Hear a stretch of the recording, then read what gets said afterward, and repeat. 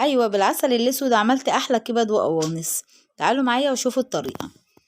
انا هنا كنت جايبه قطعت بصلايه، هي بصلايه متوسطه، على قد مثلا هتعملي كيلو كبد وقوانص حطي بصلتين، نص كيلو كبد وقوانص حطي بصلايه. تمام. انا هنا كان معايا نص كبد وقوانص. حمرته كده في حته سمنه، ماشي، اللي هخليها تدبل، يعني البصله تدبل معايا مش تحمر. هنا كنت سلقه القوانص الاول، اسلقها اقطعها واسلقها زي ما انتم ما شايفين. هسلقها ماشي. وفي نفس الحله انا هنا كنت ايه، خليتها زي ما انتم ما شايفينها تدبل كده البصله، وحطيت معلقه عسل اسود. عايزين تكتروا كتروا، انا بصراحه كانت اول تجربه ليا وقلت برضو اصورها واوريها لكم. كانت معلقه عسل اسود بس، بجد كنت محتاجه معلقه كمان، اني انا كنت خايفه اكتر في العسل الاسود ما تطلعش مظبوطه او تطلع مسكره.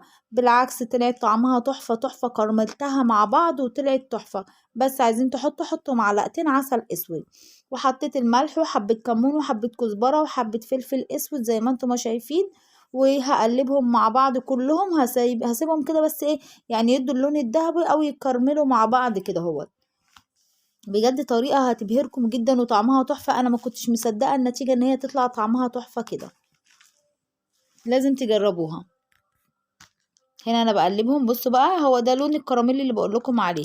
خليت في القنصه شويه ميه، علشان برضو ايه، بدل ما احط لهم شويه ميه، لا انا خليت فيها شويه ميه ونزلت بالقوانص على البصله. هقلبهم مع بعض ماشي. وكنت غاسله الكبد ومقطعاها ونقعها في الخل والليمون والملح وشطفها كويس. هنزل عليهم برضو كله مع بعض كده اهوت وهقلبهم.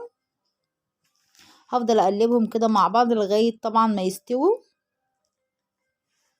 وطبعا التوابل كلها فيها. لو اول مره تشوفيني يا ريت تشتركي في القناه وتعملي لي اكسبلور كده واشوف فعلا اللايكات. بصوا حطيت هنا واحد فلفل رومي، ما تكتريش عشان انا يعني هي المفروض الطريقه من غير فلفل رومي، بس انا بحب بصراحه الكبد والقوانص او الكبده البقري بالفلفل. هقلبهم كده مع بعض كويس قوي لغايه ما يستووا. اغطيها كده واوريها لكم بعدين.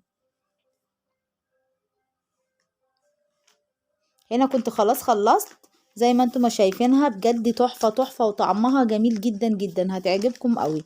اشتركوا في القناة وفعلي الجرس علشان يوصل لكم كل جديد.